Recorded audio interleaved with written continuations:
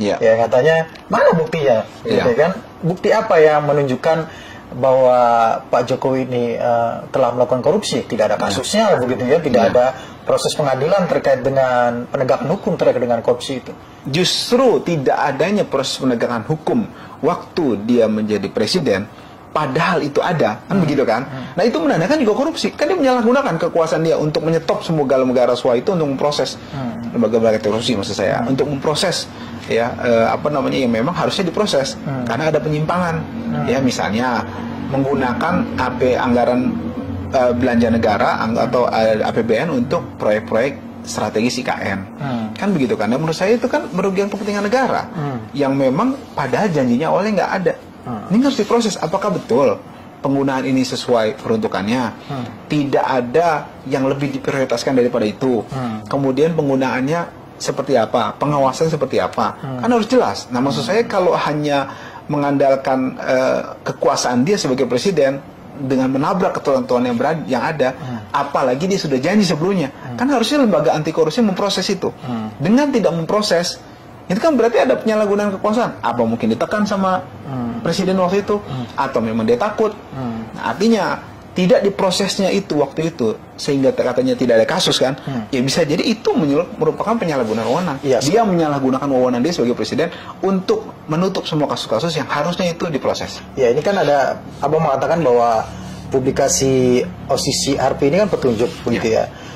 Kemudian sudah ada klarifikasi juga dari pihaknya OCCRP bahwa itu berdasarkan pada laporan-laporan masyarakat. Gitu ya. Dengan adanya bukti petunjuk ini, ya bagaimana seharusnya penegak hukum gitu bang menyikapi ini gitu?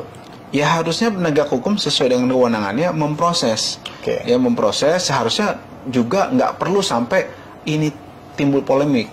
Harus segera ada tindakan proaktif sebagaimana Korea Selatan memproses mantan presiden mereka waktu itu dengan serius.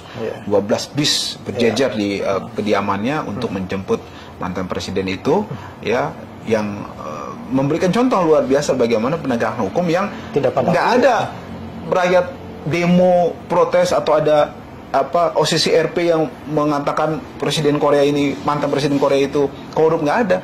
Tapi indikasi-indikasi kuat ke arah sana, petunjuk kecil apapun diproses. Ini menurut saya beginilah cara mewujudkan keadilan. Nggak harus rame demo orang ribuan jutaan orang turun baru diproses. Ini namanya bukan negara berkeadilan, tapi keadilan yang dipaksakan, gitu. Dipaksakan harus adil gitu kan. Ketika ada tekanan masyarakat, akhirnya muncul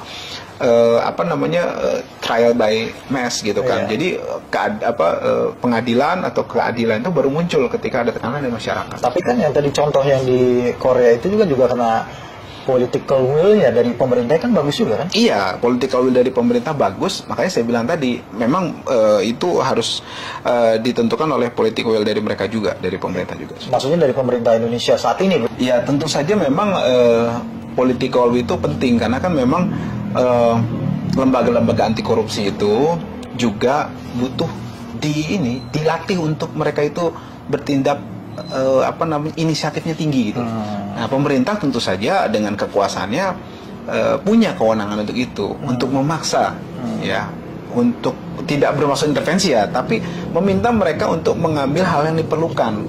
Mereka ini sudah dibayar oleh rakyat, oleh pajak dengan gaji dan fasilitas luar biasa. Kerja dong untuk menegakkan hukum dan menegakkan keadilan, ya, kemudian memberantas korupsi yang benar. Orang-orang yang memang terlibat sekecil apapun dugaan korupsi harus diproses, gitu, harus ditindaklanjut. Nah, menurut saya itu yang harus jadi kekuasaan itu bukan berarti kemudian diintervensi. Oh ini yang boleh, ini enggak, bukan. Dia di situ memaksa ya mereka itu untuk berinisiatif, sebagaimana memang inisiatif itu nanti muncul dari mereka sendiri, dari lembaga penegak hukum tadi. Gitu. Kan kalau dari pidatonya Pak Prabowo ya, presiden kita itu kan sebenarnya memang sudah mengarah pada eksplisit mengarah pada penegakan hukum khusus pada korupsi. Iya. Masa harus tiap hari misalnya Pak Presidennya harus ngingetin, mereka itu dibayar kok, atau harus diganti aja mereka kan begitu. Ini kan udah ada petunjuk nih bang, harusnya bisa digunakan ya untuk para penegak hukum.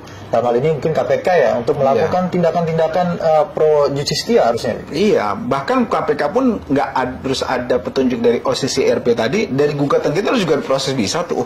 Ini kok ada masyarakat gugat nih, apa nih?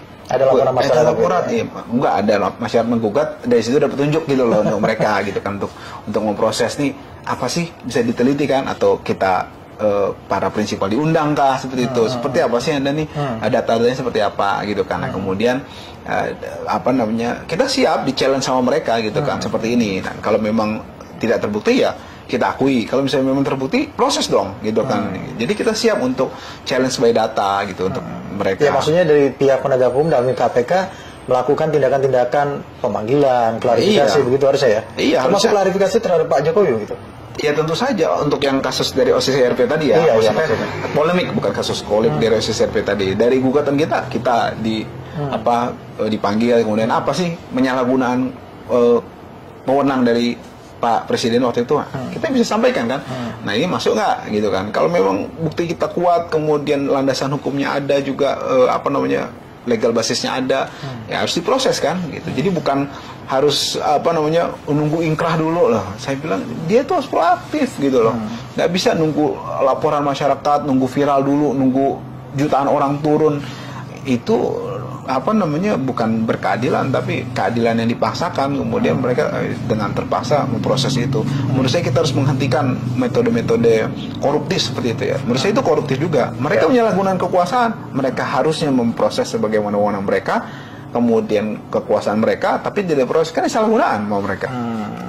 Terakhir Bang, apakah ini bukti petunjuk ini juga akan dimasukkan sebagai salah satu bukti dalam persidangan ini Bang? Kita pertimbangkan sih. Baik Bang Aziz, nanti kita update lagi Bang ya. Pasca nanti mungkin yang akan ramai adalah ketika nanti sudah masuk proses pembuktian ya. Ada saksi-saksi dan juga ahli yang akan dihadirkan yang Abang sudah sebutkan, spill namanya pada saat podcast sebelumnya begitu ya.